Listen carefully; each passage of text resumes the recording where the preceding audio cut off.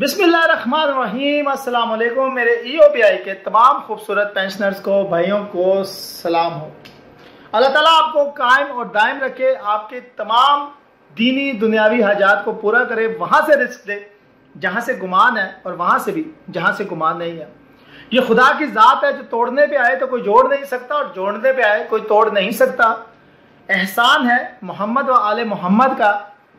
रब्बुल करीम हमारी तमाम हाजात को पूरा फरमा, हमारी तमाम मुश्किलात को दूर फरमा।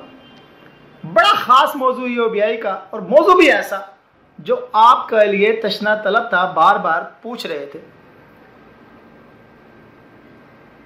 एहसान करो, रहम करो अहले ज़मी पे, खुदा मेहरबान होगा अर्शे बरी पे।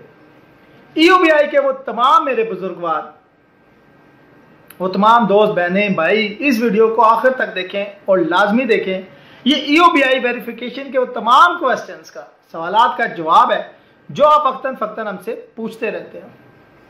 अब ये 2-4 सवाल काफ़ी दिनों से रेज हो रहे थे, तो मैंने सोचा कि एक वीडियो बनाकर अपने बहन भाइयों के इस मसले को हल किया जाए।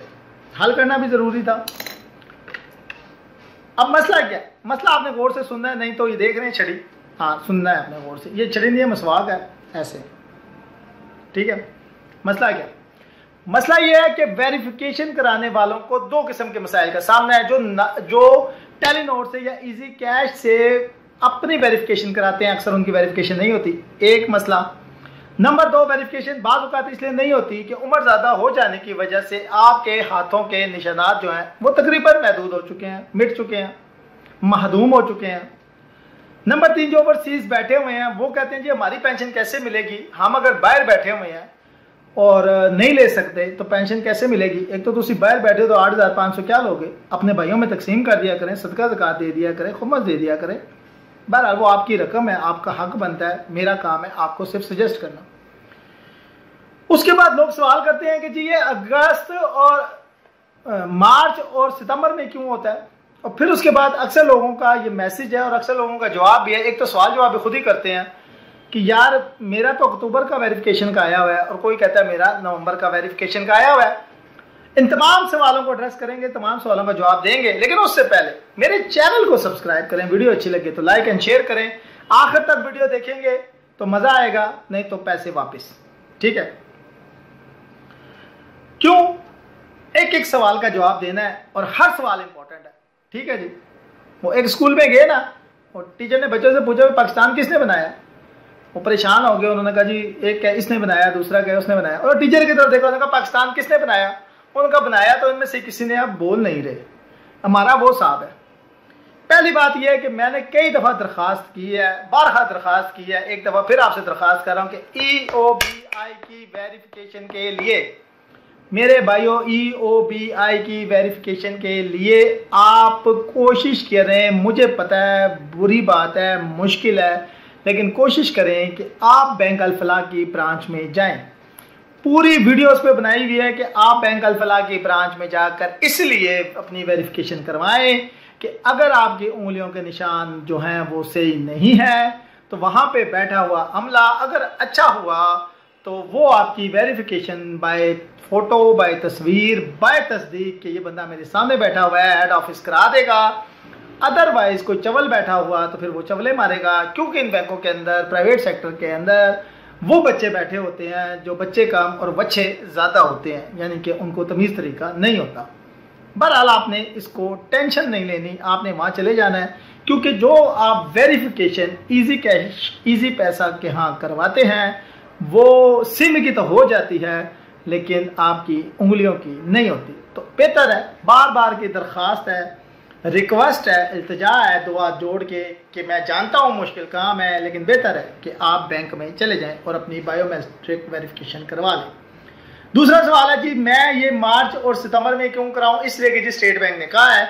स्टेट बैंक के पास डाटा जा रहा था कि जी इससे पहले होता क्या था, आप एक एफिडेविट देते थे, कुछ लोगों के मरने के बाद उनके बच्चों ने एफिडेविट बनाकर पेंशन ली। ज़्यादातर ये काम सिंध में होता है, तो क्योंकि वहाँ पे ये जो होते हैं ना ईओबीआई के, ऐसे पेंशनर भी थे जो कि 10-10 साल से मर गए थे और उनकी पेंशन उनकी औलाद ले रही थी। इस सूरत हाल को देखते हुए स्टेट बैंक ने यह फैसला किया कि फिजिकल वेरिफिकेशन करें उस पे जुल्फी बुखारी साहब ने हम पेंशनर के साथ ये वादा किया था कि ये पेंशन जो है आप लोगों को, अगर आप नहीं आ सकते तो आपके घर घर बैंक अल-फलाह के नुमाइंदे आएंगे और आपकी वेरिफिकेशन करेंगे। वो कोविड की वजह से फंड नहीं दे और कुछ जो नई भर्तियां करता है बैंक अल-फलाह, आपको पता है जैसे कि उसके जो प्रेसिडेंट है वो रिसेंटली भर्ती किए गए हैं 25-30 लाख रुपए के ऊपर। तो इतना फंड कहाँ है कि हम 8 हर ब्रांच के अंदर 1-2 बच्चे 15-15 हज़ार रुपये या 10-10 20-20 हज़ार रुपये हायर करें, वो बुजुर्गों के घर जाएं और बुजुर्गों के घर जाके वेरिफिकेशन करें। तो नहीं फंड नहीं है ना जी, आप समझा करें ना। अब CEO अगर एक 25-30 लाख रुपए पे भर्ती किया महीने का, उसको भी देना है तो आप ज्यादती करते हैं ना। बहरहाल वो कहते हैं ना फुदू महकमा ताजा वलदार, बस वो चल रहा है। बहरहाल आपको मार्च और सितंबर में वेरिफिकेशन करवानी है और अगर आप नहीं करवाते तो कोई बात नहीं, आपका अकाउंट बंद हो जाएगा। ये धमकी आपको बैंक देता रहेगा, लेकिन ये होता रहता है, वेरिफिकेशनें चलती रहती हैं बहुत। अब एक बंदा है जिसका अकाउंट ओपन ही नवंबर दिसंबर में हुआ है या सितंबर के बाद हुआ है, अक्टूबर में हो गया, तो वो क्या करेगा? वो फरवरी तक इंतजार करेगा वेरिफिकेशन का, तब तक पेंशन नहीं लेगा। वैसे खैर क्या है, वो 6 महीने वैसे ही पेंशन नहीं देते, लेकिन बहरहाल ये स्टेट बैंक का रूल था, इस वजह से आपको करना पड़ता है। अब जो लोग ओवरसीज हैं, ओवरसीज की बड़ी दरखास्त ये है कि आपकी बड़ी सुनी जाती है। इमरान खान कहते हैं ओवरसीज मेरे दिल के करीब है और रगो जहाँ है, तो ओवरसीज से दरखास्त है कि वज़ीर-ए-आज़म ने ओवरसीज का पोर्टल बनाया, उसमें आप एप्लीकेशन डालें कि सर अगर पेंशन ब्यूरोक्रेट्स को जो बाहर बैठे हुए हैं, सारी उम्र काम वो पाकिस्तान में याशी के साथ करते हैं, हमारी बजाई रखते हैं, उसके बाद वो बाहर जाके बैठ जाते हैं और कहते हैं हमारी पेंशन दो, और वो इवन के एम्बेसडर को भी डंडा दे लेते हैं। नहीं, छोटी स्टिक के डंडा नहीं है, ये नहीं दिया जा सकता। बहरहाल खैर इससे भी बहुत कुछ हो सकता है, लेकिन बहरहाल दरखास्त ये है कि आप ओवरसीज इमरान खान साहब को उस पोर्टल के अंदर अगर जितने अल्फाज हैं उनमें से 2 अल्फाज छोड़ के बकाया सारे लिख दिया करें। मतलब अगर आपको वो ऑप्शन देते हैं 5000 अल्फाज लिखें, तो मेरे भाई 4998 अल्फाज लिखना आप पे फर्ज है, ताकि आप EOBI की आवाज़ बने। नगार खाने में तोते की आवाज़ तब तक नहीं सुनी जाएगी जब तक वो चीखेगा नहीं।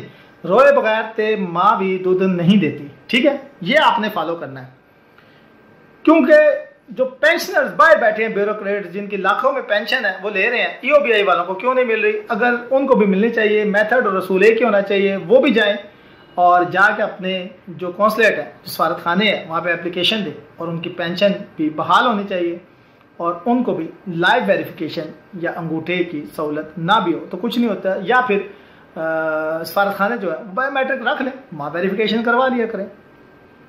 ये था सवाल आपका बायोमेट्रिक वेरिफिकेशन से रिलेटेड।